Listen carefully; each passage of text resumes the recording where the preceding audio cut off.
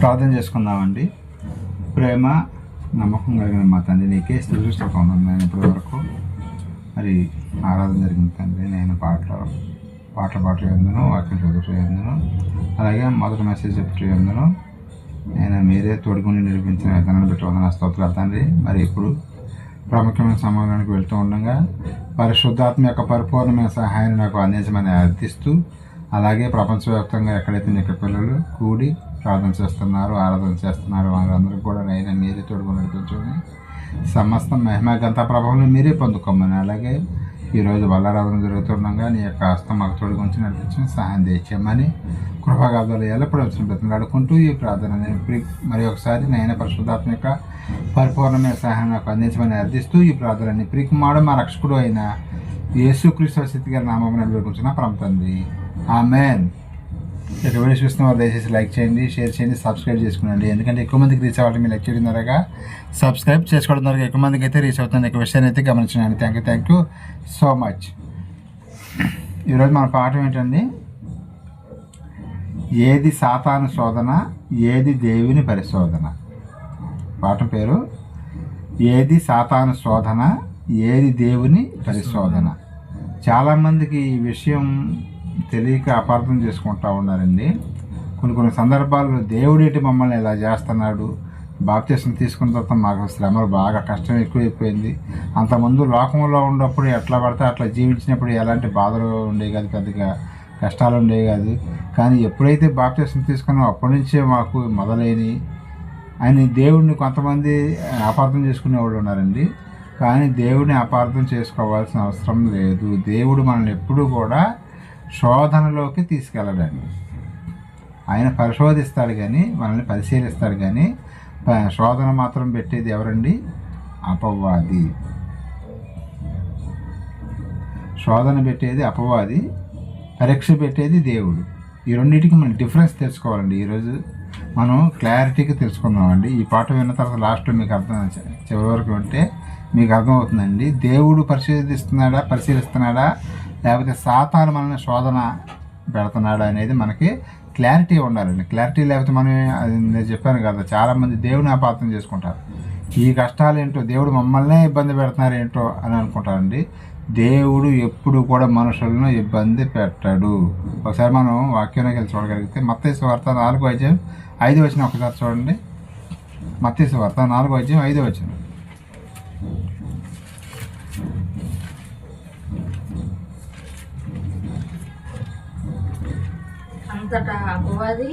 అంతటా అపవాది పరిశుద్ధ పట్టణమునకు ఆయన తీసుకొని పోయి, ఎవరినైనా యేసుక్రీస్తు వారిని తీసుకొని వెళ్ళి దేవాలయం శిఖరమున ఆయన నిలబెట్టి, నీవు దేవుని కుమారుడు అయితే కిందకి దింపు, ఆయన నిన్ను గూర్చి తన దూతలకు ఆజ్ఞాపించును, నీ పాదము ఎప్పుడైనాను రాతికి తగలకుండా వారు నిన్ను చేతితో ఎత్తుకొందురు అని రాయబడి ఉన్నదని ఆయనతో చెప్పాను.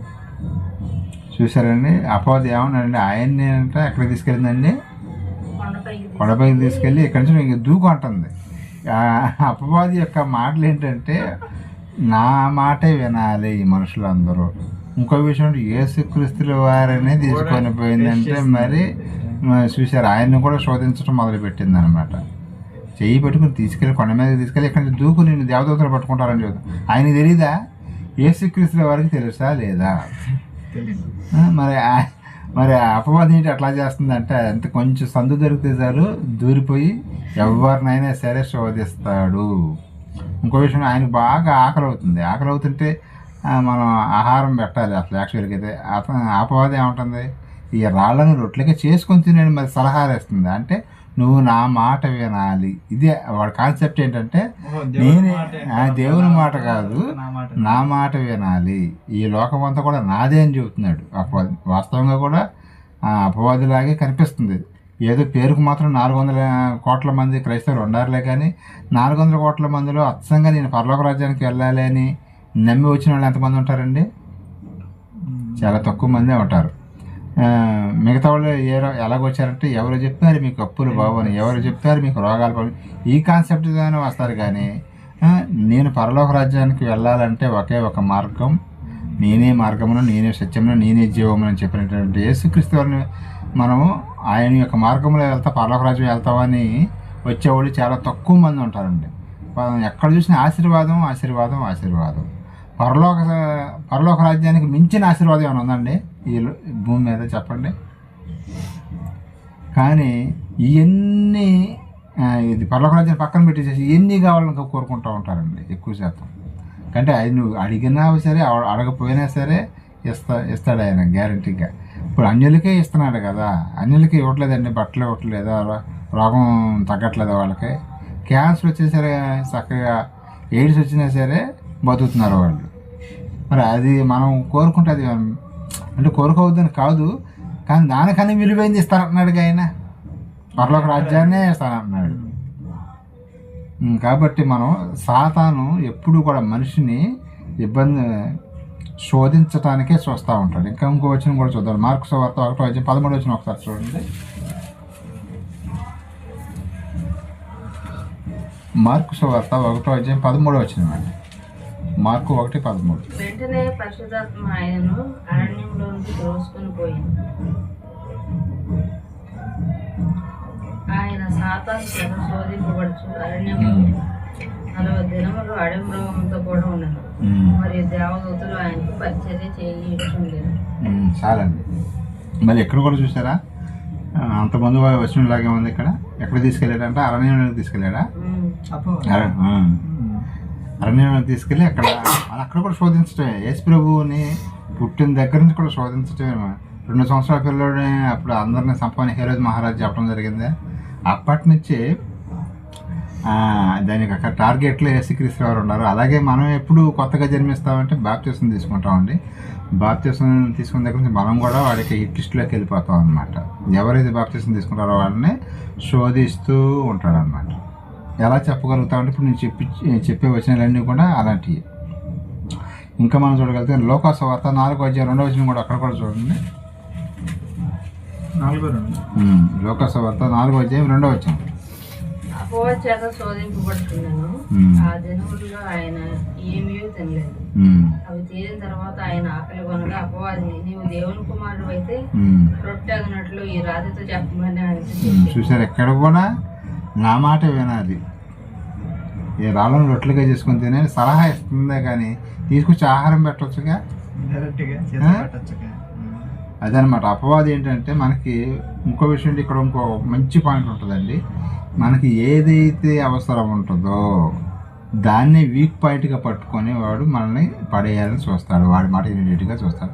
మనకు బాగా డబ్బులు అవసరం అండి. సపోజ్ రేపు పొద్దున అప్పుడు వచ్చి ఇంటి ముందు కూర్చుంటారు, ఏదైనా దొంగతనం చేయి, లేకపోతే ఏటీఎం పక్కన కొట్టు, లేకపోతే బ్యాంక్ దగ్గరికి వెళ్ళి దొంగతనం చేయి, లేకపోతే వాళ్ళు పలానా వాళ్ళు ఊరికి వెళ్ళారు, వాళ్ళ ఇంట్లో బంగారం అన్న డబ్బులు ఉండుంటాయి, వెళ్ళి అక్కడికి వెళ్ళి దొంగతనం చేశారు, ఎట్లా పురుగలుగుతారు. ఇప్పుడు రేపు పొద్దున వచ్చి మనల్ని అడుగుతారండి డబ్బులు, 10,000 20,000 అప్పు ఉంది, అది తీర్చడం మన దగ్గర లేవు, సిల్లుగా కూడా లేదు. అప్పుడు ప్రేరేపిస్తూ ఉంటాడు అనమాట, నువ్వు దొంగతనం చేయి, నువ్వు అప్పు చేయి, లేకపోతే ఏదో చెడు పని చేసి నువ్వు బాకీ తీర్చుకో అని మనం ప్రేరేపిస్తూ ఉంటాడు. మనం యేసుక్రీస్తు వారికి అక్కడ బాగా ఆకలి అవుతుంది. 40 రోజులు ఉపవాసం ఉన్న మనిషికి ఆకలి వేసిద్దా లేదండి?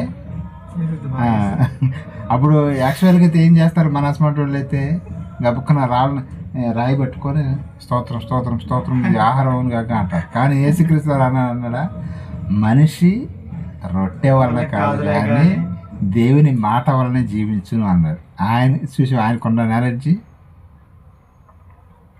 అదనమాట. అపవాది మాట మనం వినకూడదు. ఎన్ని అప్పులుండా ఎన్ని ఉండా సరే, కొంతమంది అప్పులుండి ఏం చేస్తారండి, దొంగతనం చేస్తారు, కొంతమంది శరీరాన్ని నమ్ముకొని అప్పులు తీర్చుకుంటారు. ఇట్లాగా అప్పు ఉంది కరెక్టే, ఇక ఆ టైంలో ఏంటంటే ఇక వాళ్ళు చేసేది కరెక్ట్ అనిపించింది, కానీ అది దేవుని లెక్కకి చూస్తే తప్పిపోయి ఉంటారనమాట అక్కడ. అదేనమాట అపవాది ఎప్పుడైనా సరే మనల్ని శోధించటానికి చూస్తాడు. ఎప్పుడు చూస్తాడు? ఎప్పుడైతే మనకి ఆహారం కానీ లేకపోతే అప్పులు కానీ ఏదైతే మనకు లోటు ఉందో, సపోజ్ మనకు ఉద్యోగం కావాలి, నువ్వు వాళ్ళకి బాగా లంచం ఇయ్యి, ఒక 2 లక్షలు 3 లక్షలు, అప్పుడు నీకు ఉద్యోగం వచ్చిందని ఆ లంచం కోసం డబ్బులు లేవు మీ దగ్గర చేతిలో, మరి అప్పుడు కూడా ఎక్కడో సరే ఏదో మోసం చేయాలంటారు. ఎట్లాగా మనిషిని ట్రాప్ చేస్తాడనమాట, మోసం చేస్తాడు.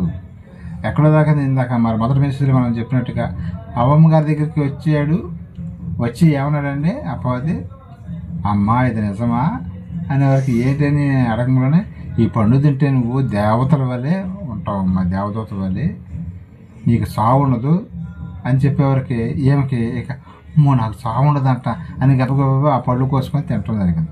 ఎందుకు పడిపోయింది అవ్వమ్మగా తెలుసా? చాలామందికి ఈ పాయింట్ గుర్తుండదండి. దేవత వల్లే ఎప్పుడు నాకు సావు లేకుండా ఉండాలని తిందాం, ఏదో ఆకలి తింటాం కాదు పండ్లు, అపవాది చెప్పిందని తింటాం కాదు. దేవతలాగా నేను ఎప్పుడు కూడా సావకుండా ఉండాలని తిందా ఆ పండు. అసలు దేవుడే డైరెక్ట్గా ప్రతి సాయంకాలం పూట వచ్చి వాళ్ళతో మాట్లాడుతుంటే ఇంకా వాళ్ళకి సావు ఎట్లా ఉంటుందండి? చూసి అపవాది గడి మర్చిపోతాడు అనమాట. మనకు వేరే మార్గం ఉండా సరే ఆ మార్గంలో తీసుకెళ్ళకుండా వేరే మార్గంలో తీసుకెళ్ళి మనల్ని తప్పు చేపిస్తూ ఉంటాడు. ఇప్పుడు ఈ పండు తినే వారికి దేవుడు కోపం వచ్చిందా లేదా? అది ఎట్లాగా అపవాది మనల్ని శోధించటం మొదలు పెడతాడు. ఇంకో మనం చూడగలిగితే యాకోబు పత్రిక 1వ అధ్యాయం 13 ఒకసారి చూడండి. యాకోబు 1:13. చాలామంది అపార్థం చేసుకున్న మాట ఏంటంటే, దేవుడు నన్ను ఏంటి ఇన్ని కష్టాలు పెడుతున్నాడు అంటారు. ఈ మాట మన క్రైస్తవుల నోట్ల నుంచి ఒక్కసారి కూడా రావడానికి వీలు లేదు. ఆ మాట ఇక్కడ రాయించడం జరిగిందని చూడండి. యాకోబు 1:13 అండి. యాకోబు 1:13.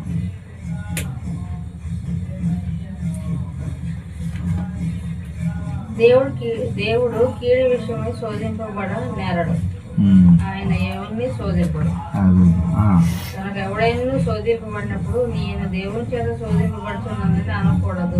అది అసలు ఆ మాట నోట్లోకి రాకూడదు అన్నాడు. అయిపోయింది. సరే మళ్ళీ ఒక్కసారి చదవండి, ఇది చాలా ఇంపార్టెంట్ వచ్చింది.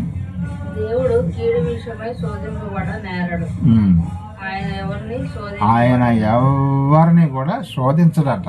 కనుక ఎవడైనా శోధింపబడినప్పుడు నేను దేవుని చేత శోధింపబడుతున్నానని అనకూడదు. ఆయన పరీక్ష పెడతాడే కానీ శోధించడు. శోధనకి పరీక్షకి తేడా తెలుసుకోవాలండి. 2 ఒకటి అనుకుంటారు కొంతమంది.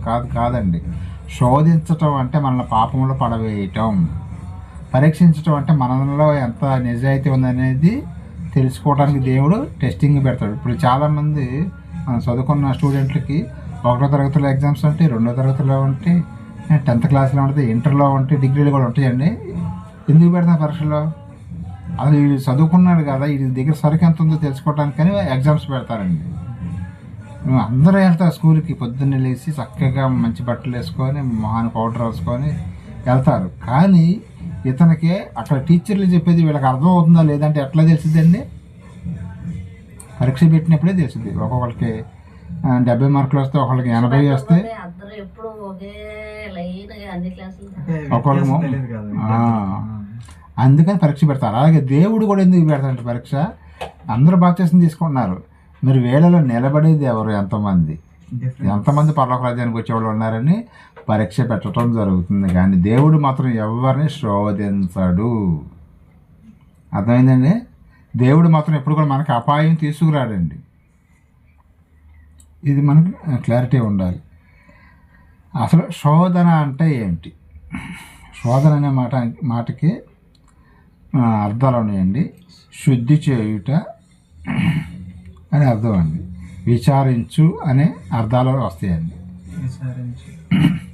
శోధన అంటే శుద్ధి చేయటం లేదా విచారించు అనే కొన్ని అర్థాలు వస్తూ ఉంటాయండి. ఈ శోధన అనేది ఎవరు పెడతారు అంటే మనకు తెలిసింది కదండి, ఎవరండి? అపవాది అనేవారు పెట్టడం జరుగుతుందండి. ఇంకా మనం చూడగలిగితే హెబ్రీ పత్రిక 4వ అధ్యాయం 14-15 వచ్చిన ఒకసారి చదవండి, అక్కడ క్లారిటీ ఉంటుంది. హెబ్రీ పత్రిక 4వ అధ్యాయం 14-15 వచ్చినారండి. హెబ్రీ 4:14. హెబ్రీ 4:14-15.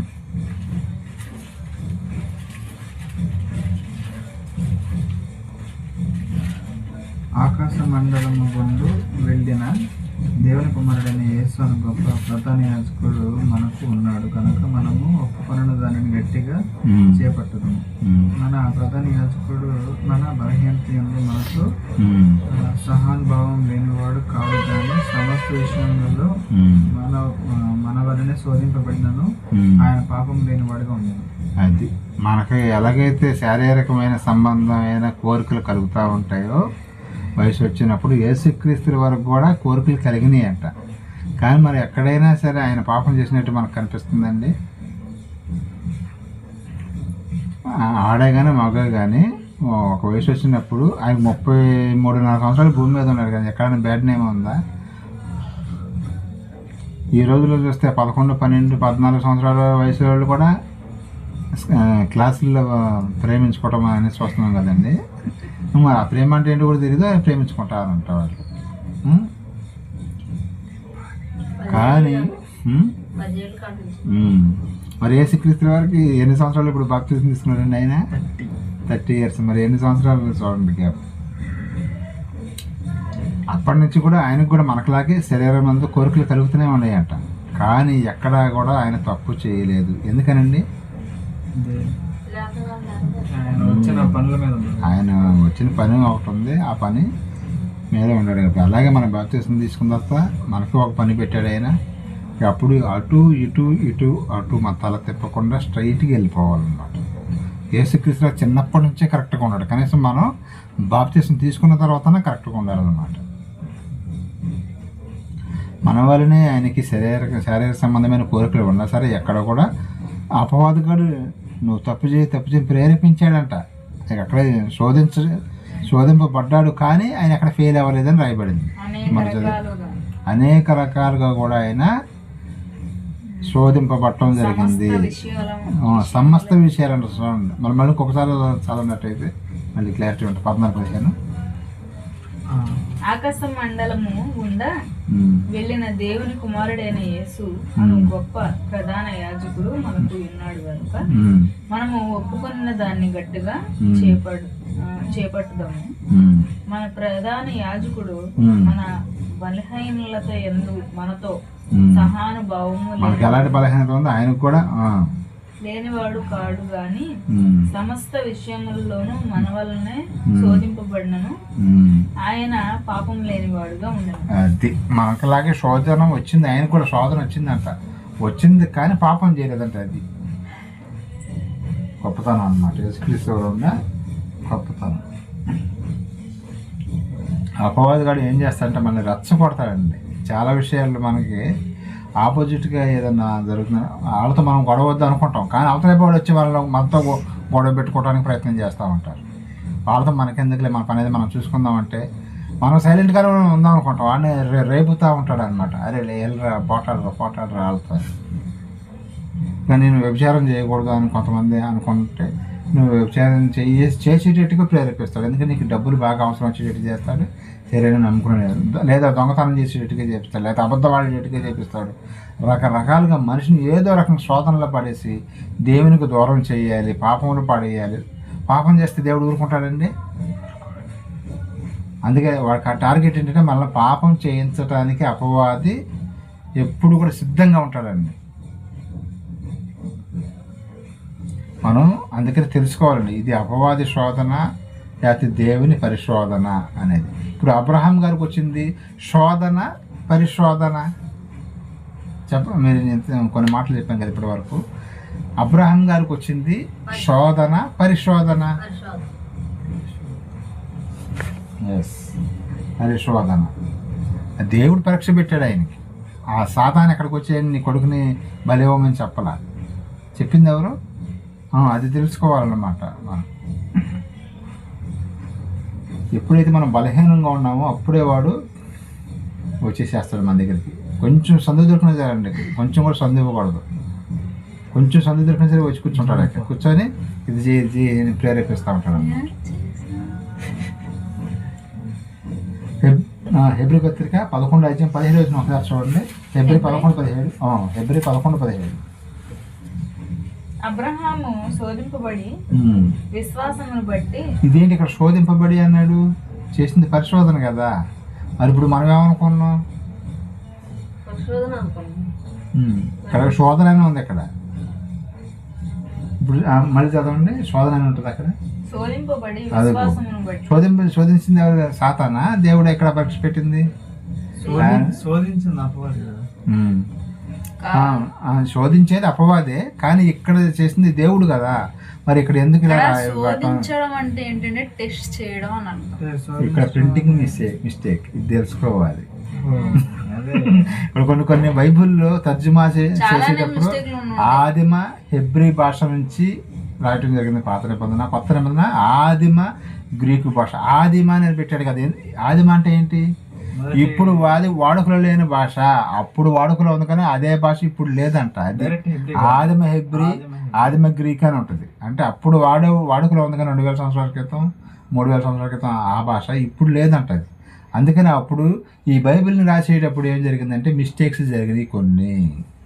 మనం ఇప్పుడు దాకా ఏమనుకున్నాం, శోధించేది దేవుడు అపవాదం అనుకున్నాం కదా, దేవుడు పరిశోధిస్తాడని చెప్పాం కదా. ఇక్కడేముంది? శోధించడం అని రాయబడింది. దేవుడు శోధిస్తాడా? తప్పు కదా. మరి ప్రింటింగ్ మిస్టేక్ పడింది అనమాట. అది ఇదే మాట మరి ఆది కాండంలో కరెక్ట్గా రాశారండి. అక్కడ చూద్దాం. ఆది కాండము 22వ అధ్యాయం 1వ వచనం అక్కడికి వచ్చేసేయండి. అక్కడ మనం చదువుకుందాం. ఇదే మాటన అక్కడ ఆది కాండం 22వ అధ్యాయం 1వ వచనం అండి. 22:1. ఆ సంగతులు జరిగిన తర్వాత దేవుడు అబ్రహామును పరిశోధించాను. అదిగో పరిశోధించాను. అక్కడ ఏముంది? కొత్త నిబంధనలు ఏముందండి? శోధన ఉంది. ఇక్కడ పరిశోధించాను, పరీక్ష పెట్టాడు, నీ కుమారుడిని నువ్వు బలివ్వాలి అని. ఇది మనకు ఆల్రెడీ చాలాసార్లు మాట్లాడుకున్నాం కాబట్టి నేను రఫ్గా చెప్పుకుంటూ వెళ్ళిపోతాను. ఆ సందర్భంతో మనకు తెలుసు కదా. అబ్రహాం గారిని లేక పుట్టిన కుమారుడిని ఎవరినండి? కుమారుడు ఎవరండి? అబ్రహాం గారి కుమారుడు ఎవరండి? ఇస్సాక్ గారిని బలివ్వమంటే ఏమన్నాడు ఆయన? నో అన్నాడా? ఇస్తా అన్నాడా? అది ఆయన. ఇంకొకళ్ళు అయితే ఎవరైనా ఇస్తారండి? ఎవరండి? ఎందుకంటే చూస్తా 100 సంవత్సరాల వయసులో కుమారుని ఇచ్చావు, మళ్ళీ బలి అడుగుతున్నావు నువ్వు, అది ఇదేంటి అని క్వశ్చన్ వేస్తారు. కానీ క్వశ్చన్ కూడా లేదు కనీసం ఆయన. అందుకని దేవుడు పరిశీలిస్తాడు, పరిశోధిస్తాడండి. ఇది మనం తెలుసుకోవాలి. మరి ఇప్పుడు అర్థమైందిగా. అబ్రహాం గారిని సాతాను శోధించిందా? దేవుడు పరిశీలించాడా? దేవుడు పరిశీలించాడు అన్నమాట. పరీక్ష పెట్టాడు మన భాషలో. ఇంకో విషయం ఏంటంటే కొన్ని సందర్భాల్లో ఈ పరీక్ష అనేది 1 రోజుతో 2 రోజులతో అయిపోయేది కాదండి. కొన్ని సంవత్సరాల పాటు కూడా ఈ పరీక్షలు అనేది ఉంటుంది. ఈ కొంతమంది అంటూ ఉంటారు, ఇప్పుడు చూసినా మాకు అప్పులు, ఇప్పుడు చూసినా మాకు రోగాలే అంటూ ఉంటారు. ఇది దేవుడిని ఎప్పుడైతే నమ్ముకున్నాం అప్పటి నుంచి మాకు ఈ రోగాలు వచ్చినాయి, ఈ అప్పులు వచ్చినాయి అంటారు. ఎస్, ఖచ్చితంగా వస్తాయి కూడా. నిజంగా వస్తాయా అండి? ఎస్, వస్తాయండి. ఎందుకు? మరి బైబిల్ ఏమన్నా బైబిల్లో ఏమన్నా నమ్ముకున్న తర్వాత వచ్చింది అనేది వాస్తవమే, కానీ దేవుడే పెట్టాడు అనేది అవాస్తవం. సమస్య పెట్టేది, సమస్యలు కూడా కొన్ని పరీక్ష పెడతాడు ఆయన. ఇప్పుడు యోబు గారు ఉన్నారు, ఉదాహరణకి ఆయన యోబు గారిని తీసుకుందాం. ఆయన ఎన్ని సంవత్సరాల పాటు శ్రమలో కాలం ఉంది ఆయనకి? 40 సంవత్సరాలు, సుమారుగా 40 years అంట. మరి ఆయన పరీక్షించింది ఎవరు? పరీక్షించింది దేవుడు, శోధించిన. ఇంకో విషయం ఏంటంటే ఇక్కడ ఇద్దరు కలిసి కొన్ని సందర్భాల్లో అపవాది శోధన ఉంటది, దేవుని యొక్క పరిశీలన, 2 కూడా జరుగుతాయండి.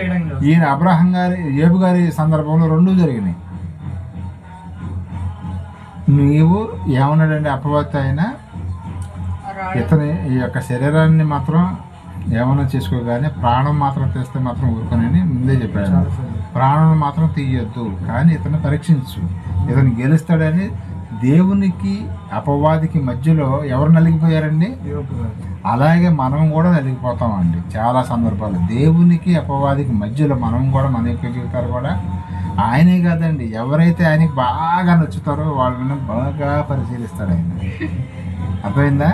ఎవరైతే బాగా నచ్చుతారో యోబు గారిలాగా వాళ్ళని ఆయన బాగా పరీక్షిస్తాడు. ఎందుకంటే ఇంకా మెరుగు పెడతాడు అన్నమాట. ఇప్పుడు బంగారం ఉందనుకోండి, బాగా మెరుగు పెడితే బాగా కలర్ వచ్చింది. అదే శుద్ధలాగా ఉందనుకోండి, అందం సందమైన ఉంటుందా? అలాగే మనిషి కూడా కొంచెం తన భక్తులు ఎదుగుతున్నటువంటి ఇంకా బాగా పరీక్ష పెట్టి అతన్ని క్లీన్గా చేస్తాడండి. ఏబు గారు అంటే అక్కడ పరీక్ష జరగటం జరిగింది, అపవాది శోధన జరిగింది అనమాట. అలాగే మన విషయంలోకి వచ్చేవారికి కొన్ని సందర్భాల్లో మనకి పరీక్షలు ఎదురవుతూ ఉంటాయి. ఆ పరీక్షల్ని మనం ఎదుర్కొని నిలబడాలి. నా కుమారుడు నిలబడతాడా లేడా? యేసుక్రీస్తు ఎవరికి కూడా ఎందుకు వచ్చినాయండి శ్రమలో? ఈయన కూడా నిలబడాలి అని దేవుని యొక్క కోరిక.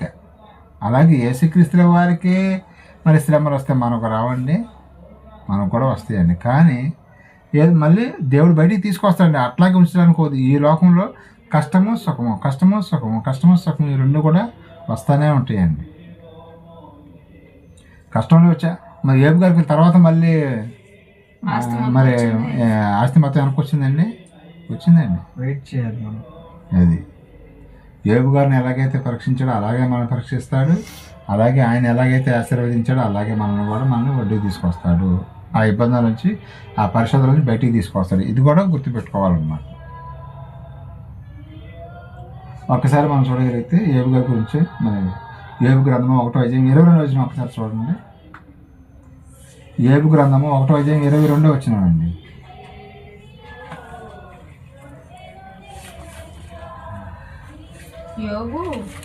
ఏబు గ్రంథము 1:22 అండి. ఈ సంగతులలో ఏ విషయం ఉందనో యోబు ఏ పాపమును చేయలేదు, దేవుడు అన్యాయం చేసినని చెప్పలేదు. చూసారా, అంత బాధపడ్డా సరే దేవుడు నన్ను ఎట్లా చేశాడు ఏంటి, నా పిల్లలందరూ ఒకే రోజు చంపేయటం ఏంటి, ఆస్తి లేకుండా చేయటం ఏంటి, ఒంటి నిండా కురుపులు రావటం ఏంటి, అసలు మామూలుగా అయితే మనం బయటికి చెప్పరులే కానీ దేవుడిని ఏంటి దేవుడు అని ఇంత నీతిగా ఉంటే నన్ను ఎందుకు ఎట్లాగా చేసావని అంటారా లేదా కొంతమంది. కానీ యోబు గారు ఆ మాట కూడా అనలేదంట. వాళ్ళ ఆవిడ ఒకసారి నోరు జారితే అప్పుడు ఏమన్నాడో ఆ మాట కూడా చూద్దాం ఈ సందర్భంగా. ఏబు గ్రంథం 2:10 ఒకసారి చూడండి. 2:10 అప్పుడు మరణము కమ్మాను, అందుకతడు మూర్ఖురాలు మాట్లాడినట్టు నీవు మాట్లాడుతున్నావు. మనము దేవుని వల్ల మేలు అనుభవించడము, కీడును కూడా మనం అనుభవించడం తగును అని. ఈ సంగతులలో ఏ విషయంలో నందును యోబు నోటితోనైనాను పాపం చేయలేదు. చూసారండి, నోటితో కూడా పాపం చేయలేదంట కనీసం. ఒకప్పుడు మనకు ఆస్తిపాస్తులు బాగానే ఇచ్చాడుగా, దేనికి లోటు లేకుండా చూసుకున్నాడుగా, చాలా ఆస్తి ఉందిగా. మరి ఇప్పుడు లేకుండా చేశాడు ఆయన ఇష్టం. అప్పుడు ఇచ్చింది ఆయనే, ఇప్పుడు లేకుండా చేసింది ఆయనే. కాబట్టి మూర్ఖురాలు మాట్లాడినట్టుగా మాట్లాడవద్దు నీవు అని ఆమె నోరు పంపించడం జరిగింది. ఇక్కడికి వచ్చి మరి దేవుణ్ణి దూషించి చావరాదా అంటుంది. మరి చూసారా, అక్కడికి వచ్చి ఇది ఎవరండి? సాతాను అక్కడికి వచ్చి ఎప్పుడైనా సరే చచ్చిపో అనేది మాత్రం సాతానే, గుర్తుపెట్టుకోండి. మళ్ళీ దేవుని దూషించి అంట, లేదా మామూలు చచ్చిపోవచ్చుగా దగ్గరకు వచ్చి నువ్వు ఈ బాధలు ఆడపడతావులే అని దేవుని దూషించి మరీ చచ్చిపో ఉంటుంది. సాతాను ఆమెలో దూరి ఏం చెప్పిస్తుందంటే మాట్లాడేస్తుంది, నువ్వు చచ్చిపో అని. మనకు కూడా కొన్ని సమస్యలు వచ్చినప్పుడు ఈ బాధ నేను తట్టుకోలేదు, చచ్చిపోతే పోద్దాం అనిపించిందండి. కానీ అట్లా చచ్చిపోకూడదు. చచ్చిపోతే ఏమైందంటే నరకానికి వెళ్ళిపోతామండి. ఆ బాధ అనేది కొంతకాలం తర్వాత ఆటోమేటిక్గా పోద్దండి. మనకు వచ్చిన కష్టం ఎప్పుడు అలాగే ఉంటుందండి. అసలు చచ్చిపోగానే అసలు స్టోరీ ఎప్పుడు స్టార్ట్ అయ్యింది. అసలు చాలామందికి తెలియట్లేదు, చచ్చిపోతే పనిపోద్దులే అనుకుంటున్నారు. ఎంత సమస్య అయినా సరే ఎదుర్కోవాలి, నిలబడాలి, కానీ చచ్చిపోకూడదు. చచ్చిపోతే అసలు స్టోరీ ఎప్పుడే అగ్నిగుండంలో కాలిపోవాల్సి వస్తుంది. చూసారా, ఏబు గారు వాళ్ళ ఆవిడ ఆ మాట అనేది ఆమె నోరు మూపించాడు. చూసారా, అట్లాగే మనం కూడా ఎదురు నోరు మూపియాలన్నమాట.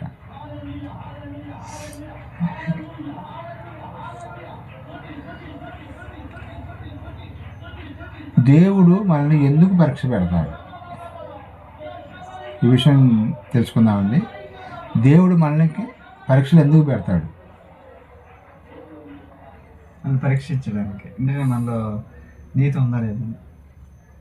ఎందుకు పరీక్ష పెడతాడు మనం చూడగలిగితే యాకోబు పత్రిక 1:2 ఒకసారి చూడండి.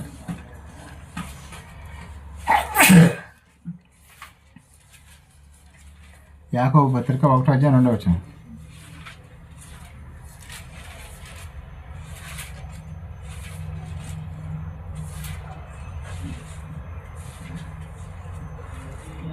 నా సహోదరులారా నా సోదరులారా మీ విశ్వాసమునకు మీ విశ్వాసం కలుగు మీ విశ్వాసానికి కలుగు పరీక్ష ఓర్పును పుట్టించునని ఎరిగి ఉమ్, మీరు నానా విధములైన శోధనలు పడినప్పుడు అది మహానందం అని ఎంచుకునేది. అది శోధన వచ్చినప్పుడు మనం ఏమైనా కుంగిపోతాం, కానీ ఇక్కడ మహా ఆనందం వ్యక్తపరచండి చెబుతుందండి బైబిల్. శోధనలోకి వెళ్ళినప్పుడు ఏంట మనం సంతోషపడాలంట. ఎందుకంటే మనం దేవుడు పరీక్షించినప్పుడు ఆ పరీక్షలో మనం ఉత్తీర్ణులు చేయడానికి చూస్తున్నాడు ఆయన. ఆ పరీక్ష పాస్ అయ్యామనుకోండి, ఏబు గారు పాస్ అయ్యాడా పరీక్షలో? ఎస్, పాస్ అయ్యాడండి. అబ్రహం గారు పాస్ అయ్యారా? పాస్ అయ్యారండి. ఇంకొక ఆయన కూడా పాస్ అయ్యాడండి, ప్రపంచం అంతా తెలుసు ఆయన పేరు. యేసుక్రీస్తు వారు పాస్ అయ్యాడా? ఎస్, ఆయన కూడా పాస్ అయ్యాడు. ఫస్ట్ ర్యాంక్ లో పాస్ అయ్యాడు. యూనివర్సల్ ఫస్ట్ వచ్చాడు ఆయన. అంతే ఇండియా ఫస్ట్ యూనివర్సల్ ఫస్ట్ వచ్చాడు ఆయన. మిగతా వాళ్ళు ఉన్న దేశ కంట్రీ వరకే ఫస్ట్ వచ్చారు. స్టేట్ ఫస్ట్ స్టేట్ ఫస్ట్ కొంతమంది, విలేజ్లో కొంతమంది వచ్చారేమో, కానీ ఆయన అయితే యూనివర్సల్ ఫస్ట్ వచ్చాడు యేసుక్రీస్తు వారు. ఇలాగ మనకు కూడా వస్తాయి అనేది ఇది గుర్తుపెట్టుకోవాలి. ఆయన యేసు ప్రభుకే కాదు కష్టాలు, మనకి కూడా కష్టాలు వస్తాయి అని గుర్తుపెట్టుకోవాలి. ఎందుకు వస్తాయండి? టెస్టింగ్. ఎందుకంటే ఆయన మనం ధరించుకొని ఉన్నాం కాబట్టి, బాప్తిసం తీసుకున్నాం కాబట్టి, క్రైస్తవులం అయ్యాం కాబట్టి. క్రైస్తవుడు అంటే అర్థం ఏంటండి? క్రీస్తును ధరించిన వాడు. మనం ఎవరిని ధరించామండి? క్రీస్తుని ధరించుకొని ఉన్నాం. మరి అలాంటప్పుడు అపవాది శోధన మనకు కూడా వచ్చిద్దా? ఖచ్చితంగా వస్తుంది బాప్తిసం తీసుకుంటే కనుక, దాంట్లో డౌట్ లేదండి. మరి బయట మనుషులకు కూడా చాలామంది కష్టాలు వస్తాయి. అది జనరల్గా వచ్చే కష్టం, అది వేరేనండి. ఆ కష్టాలు అనేది అన్ని మతాల వాళ్ళకే వస్తాయి. అందరూ వస్తాయి. క్రైస్తవులకు వస్తాయి, హిందువులకు వస్తాయి, ముస్లింలకు వస్తాయి, జైనులకు వస్తాయి, ఇంకా ఎన్ని మతాలు అయితే ఉన్నాయో అన్ని మతాల వారికి, అన్ని రకాల మనుషులకు కూడా మామూలు కష్టాలు వస్తాయి. కానీ క్రైస్తవులకు కూడా స్పెసిఫిక్గా శోధన అనేది ఉంటుందండి. ఆ శోధనలో మనం గెలవాలి. అలాగే దేవుడు కూడా మనం పరీక్ష పెడతాడండి, పరీక్షలో కూడా గెలవాలి. దేవునికి అలాగే అపవాదికి మధ్యలో ఉండేది ఎవరండి? మనిషి అంటే క్రైస్తవుడు. ఇందాక నేను చెప్పాను కదా, ఈ లోకల్ పరీక్షలు ఎందుకు పెడతారంటే, ఇంకో విషయం ఏంటంటే ఐఏఎస్ ఐపీఎస్ అయిన తర్వాత కూడా వాళ్ళకి ఎగ్జామ్స్ పెడతారు తెలుసండి మీకు. ఐఏఎస్ ఐపీఎస్ వాళ్ళు జాబ్ చేస్తూ ఉండగా కూడా మళ్ళీ కొన్ని ఎగ్జామ్స్ పెడతారంట. ఎందుకంటే వాళ్ళకి అప్పుడు ఎందుకు, ఎప్పుడు చిన్నప్పటి నుంచి ఎన్నో పరీక్షలు రాసి వచ్చారు కదా, మళ్ళీ అక్కడికి వచ్చిన తర్వాత కూడా అసలు వీళ్ళకి ఎంతవరకు ఈ సబ్జెక్ట్ మీద అవగాహన ఉంది అనేది గవర్నమెంట్ తెలుసుకోవడానికి అప్పుడు కూడా పరీక్షలు పెడతారంట. అలాగే మనకు కూడా చిన్నప్పటి నుంచి ఏదో చిన్న ఇబ్బందులు వచ్చినాయి, కానీ బాప్తిసం తీసుకున్న తర్వాత అసలైన ఎగ్జామ్స్ పెడతా ఉంటాడు అన్నమాట దేవుడు మనకి. అర్థమైందండి? బాప్తిసం తీసుకున్న తర్వాత కూడా ఎగ్జామ్స్ ఉంటాయి మనకి. అలాగే ఐపీఎస్ ఐఏఎస్ అయిన వాళ్ళకి కొంతమంది 50-60 సంవత్సరాల వయసులో కూడా ఎగ్జామ్స్ రాసేవాళ్ళు ఉంటారు తెలుసండి. ఆ వయసులో పరీక్షలు ఏంటంటే వాళ్ళు చిన్నపిల్లలాగా. అలాగే మనకు కూడా ఏ వయసులో మనం బాప్తిసం తీసుకున్నా సరే, 40 ఏళ్ళకి 50 ఏళ్ళకి 60 ఏళ్ళకి బాప్తిసం తీసుకున్నా సరే, అప్పుడు కూడా మనకు పరీక్షలు ఉంటాయి. బయట ఈ లోకమే పరీక్షలు పెడుతుంటాయి, మరి ఈ లోకం నుంచి ఇంకో లోకానికి వెళ్ళటానికి వీళ్ళు క్వాలిఫై అయ్యారా లేదా అని దేవుడు మనకి పరీక్షలు పెడతా ఉంటాడు. అర్థమైందండి? అనేక ఇంకో విషయం ఏంటంటే ఒక్కొక్కరికి ఒక్కొక్క రకమైన పరీక్ష ఉంటుంది. అందరికీ ఒకే పరీక్ష ఉంటుంది. ఒకరికి డబ్బు మీద పరీక్ష ఉంటుంది, ఒకళ్ళకి వ్యభిచారం చేసే దాని మీద పరీక్ష ఉంటుంది, ఇంకొకరికి రాజకీయం మీద పరీక్ష ఉంటుంది. రకరకాలుగా ఉంటుందండి. క్రైస్తవులకు కూడా చాలా రకాలుగా పరీక్షలో వస్తూ ఉంటాయండి. ఒక్కొక్కరికి ఒక్కొక్క రకంగా వస్తుంది అన్నమాట. అబ్రహాం గారికి దేని మీద వచ్చిందండి పరీక్ష? కొడుకుని బలి ఇవ్వమని. ఇంకా యేసుక్రీస్తు వారికి పరీక్ష శరీరం మీద వచ్చింది, సిలువలో మరి మరణం గురించి. మళ్ళీ ఇంకా దావీదు గారికి కూడా శోధన అనేది వచ్చిందండి. ఆ శోధనలో పడిపోయాడు ఆయన, అందుకని దేవుడికి కోపం వచ్చింది. దావీదు గారు చేసిన పాపం మనకు తెలుసు కదండి. ఆయన కంటి మీద పరీక్ష వచ్చింది, అంటే మోహపు చూపు మీద. ఆ పరీక్షలు గెలిచాడా ఓడిపోయాడంటే ఓడిపోయాడని చెప్పాలండి. తర్వాత మళ్ళీ సెటరేట్ అయిపోయాడు అనమాట. అట్లాగే మనం కూడా కొన్ని సందర్భాల్లో పడిపోతామండి, దావీదు గారి లాగా పడిపోతాం. కానీ వెంటనే బుద్ధి తెచ్చుకొని సరైన మార్గంలోకి రావాలి. అట్లాగే ఉండిపోయామనుకోండి, కోటింగ్ ఎక్కువ ఉంటుంది అనమాట పర్లోక రాజ్యం, అంటే నరకంలో. ఎప్పుడైతే మనం పాపంలో పడిపోతామో వెంటనే ఇది సాతాను శోధన లేదా దేవుని పరీక్ష అనేది ఒక అవగాహన అనేది మనకు రావాలండి. లేకపోతే మనం చాలా ఇబ్బంది పడతాం అన్నమాట. ఇంకా మనం చూడగలిగితే 1 పేతురు 4:2 ఒకసారి చూడండి. పేతురు గారు రాసిన మొదటి పత్రిక 4:2.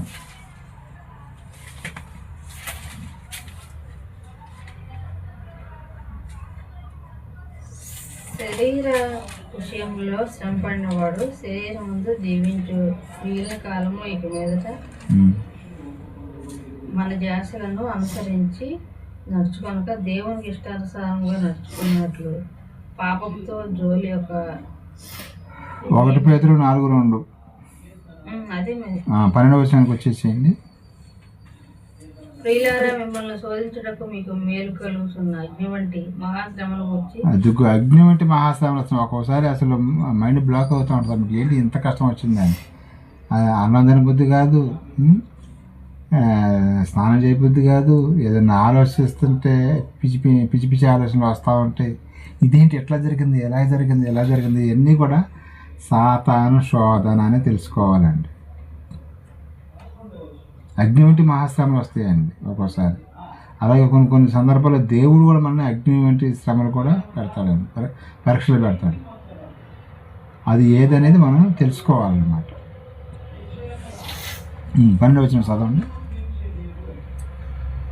మిమ్మల్ని శోధించుటకు మీకు కలుగుతున్న అగ్ని వంటి మహాశ్రమలు వచ్చి మీకేదో ఒక వింత ఏదేదో ఆశ్చర్యపడుతుంది. క్రీస్తు మహిమ బయలుపరిచినప్పుడు మీరు మహానందంతో సంతోషించు నిమిత్తం క్రీస్తు శ్రమల్లో మీరు పాలివారై ఉన్నందుకు ఈ శ్రమలు ఎందుకు వస్తాయి అంటే దేవుని యొక్క పరీక్షలో వస్తుందండి. అగ్ని వంటి మహాశ్రమలు కూడా ఒక్కోసారి అగ్నిలాగే మనల్ని కూడా కాల్చేస్తాడు, పరీక్ష పెడతాడు అన్నమాట దేవుడు. అప్పుడు క్రీస్తులో మనం పాలుభాగస్తులు అవుతున్నామంట. యేసుక్రీస్తు ఎలాగైతే శ్రమల్లో ఇక్కడ అనుభవించాడో అలాగే మనం కూడా శ్రమను అనుభవించినప్పుడు ఆయనలో పాలుభాగస్తులు అవుతున్నామంట. ఏంటి, దేవుడు కూడా ఇంతగా పరీక్షిస్తాడు? ఇంతగానే పరీక్షిస్తాడు అండి. ఎలా తెలుసండి?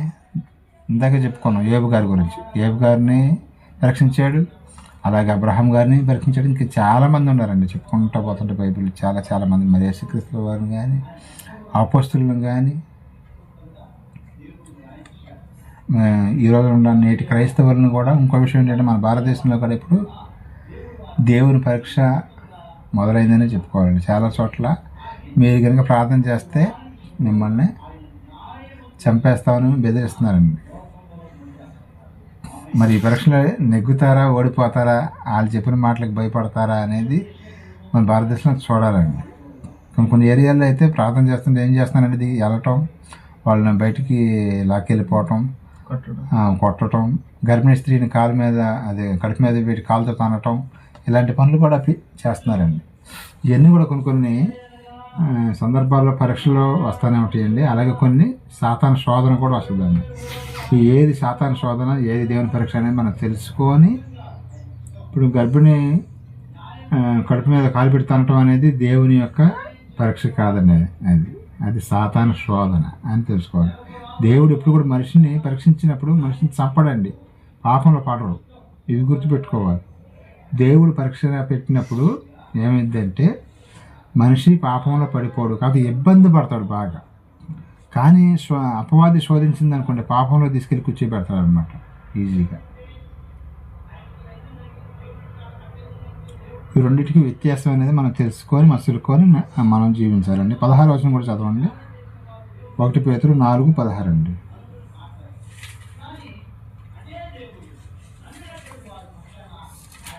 ఎవడైనాను క్రైస్తవుడైనందుకు బాధను అనుభవించిన ఎడల అతడు సిగ్గుపడక ఆ పేరును బట్టి దేవుని మహిమపరచవలెను. అదే కష్టాలు వచ్చినప్పుడు, బాధలు వచ్చినప్పుడు అని కుంగిపోకూడదంట, సంతోషపడాలని చెబుతుంది బైబిల్. మరి మన మనస్తత్వం ఎలా ఉంటుందండి? కష్టం వచ్చినప్పుడు సంతోషపడతామండి మనం, కానీ సంతోషపడాలని బైబిల్ చెబుతుంది. కాబట్టి ఈ బైబిల్ చదవని ఎందుకు చెబుతున్నామండి మనం? ఇలాంటి మాటలు రాయబడి ఉంటే కొంచెం ధైర్యం వచ్చింది, కుంగిపోకుండా ఉంటారు అని బైబిల్ చదవనేది. ఇలాంటి విషయాలు మనం చదివినప్పుడు కొంచెం ధైర్యం వచ్చింది. ఆహా, ఇది దేవుడే రాయించాడు కాబట్టి కష్టాలు వచ్చినప్పుడు కుంగిపోకూడదు అనమాట, ధైర్యం వచ్చింది అనమాట. ధైర్యం వచ్చిందా రాదండి ఇలాంటి మాటలు మాట్లాడినప్పుడు? శ్రమలు వస్తాయి, వచ్చినప్పుడు మీరు ధైర్యంగా ఉండాలని దేని యొక్క వాక్యం చెబుతుందండి. ధైర్యంగా ఉండకుండా కుంగిపోయి మనం అన్నం తినకుండా, లేకపోతే కొంతమంది బాగా సమస్య వచ్చినప్పుడు చచ్చిపోయేవాడు కూడా, క్రైస్తవులు కూడా ఊరేసుకొని చచ్చిపోవటం కానీ, రైలు పట్టాల మీద పడుకొని చచ్చిపోవటం కానీ, లేకపోతే మత్తు మందు ట్యాబ్లెట్లు వేసుకోవటం కానీ, ఇవన్నీ కూడా చేస్తూ ఉంటారండి. అలా చెయ్యకూడదు. నిలబడాలి దేవుని కొరకు. మనకు అనిపిస్తూ ఉంటుంది, ఎందుకు ఈ బతుకు అనిపిస్తూ ఉంటుందండి. కానీ సంతోషపడమని బైబిల్ చెబుతుంది. ఎందుకంటే క్రీస్తు శ్రమలలో మనం కూడా పాలు భాగస్తులు అవుతున్నామంట.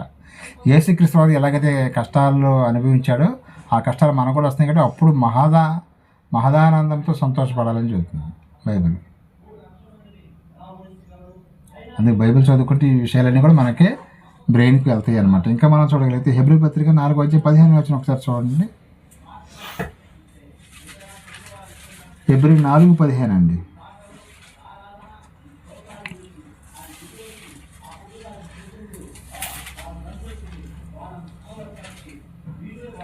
మన ప్రధాన యాజకుడు మన బలహీనత యందు మనతో సహానుభావము లేనివాడు కాడు గాని సమస్త విషయములలోనూ మన వలననే శోధింపబడినను ఆయన పాపం లేనివాడుగా. అది యేసుక్రీస్తు వారికి కూడా కష్టాలు వచ్చినాయి, బాధలు వచ్చినాయి, పరీక్షలు వచ్చినాయి.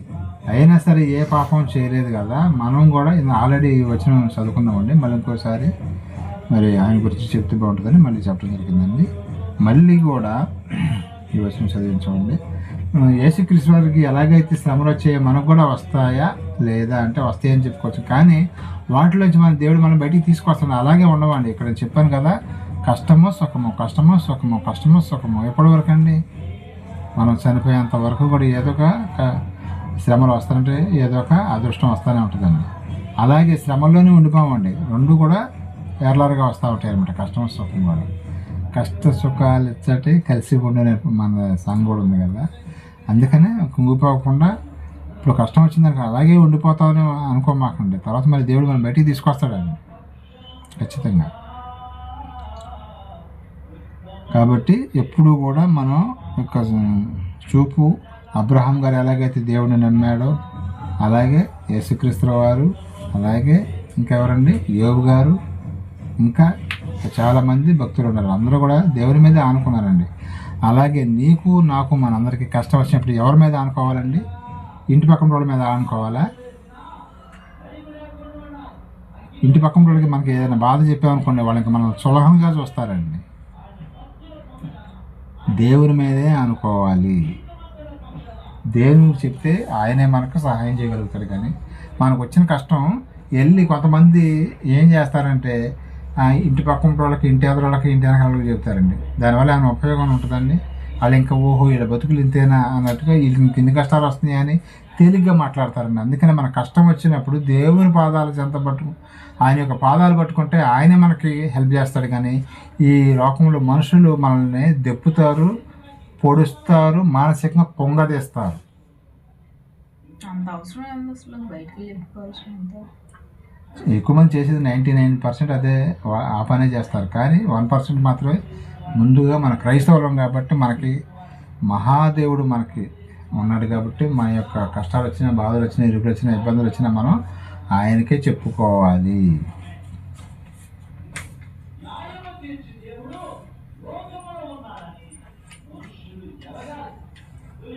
ఇందా చెప్పాను కదా. అవ్వమ్మ గారిది ఏంటండి?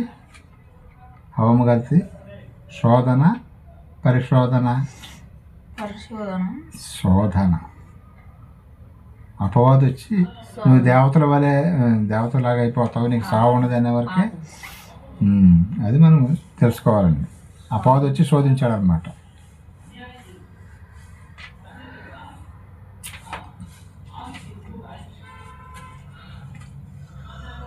అపవాది ఎప్పుడు కూడా మనల్ని శోధనలో పడేయాలని చూస్తుంది.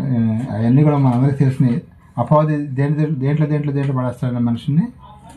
కంటి ద్వారా పాపంలో పడేస్తాడు, శరీరం ద్వారా పడేస్తాడు, ఆలోచనల ద్వారా పడేస్తాడు, నోటి ద్వారా పడేస్తాడు. ముఖ్యంగా నోరు అండి. నోరు అనేది కాచుకోవాలి ఎవరైనా సరే.